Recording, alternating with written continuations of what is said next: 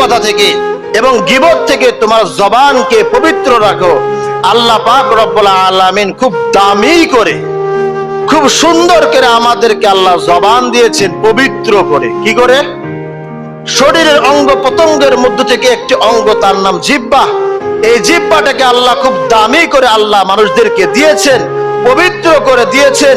এই জবান শুধু আল্লাহর জিকির করবে, আল্লাহর গুণগান করবে, কোরআন তেলাওয়াত করবে, আল্লাহর রাসূলের নাম নেবে, মা বাবার নাম নেবে।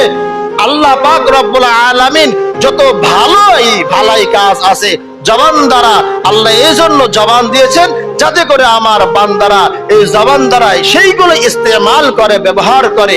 আমার আল্লাহ বলে, বান্দাদেরকে আমি জবান দিয়েছি খুব পবিত্র করে। বান্দারা শুনে রাখো, এই জবানকে তোমরা হেফাজত রাখো, হেফাজত করো।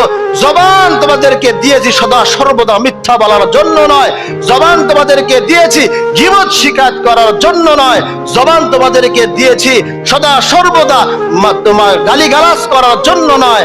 মনে রাখবা, আমি আল্লাহ তোমাদেরকে জবান দিয়েছি আমার জন্য, আমার শিকায়ত, আমার গণনা, আমার প্রশংসা করার জন্য। বলুন সুবহানাল্লাহ।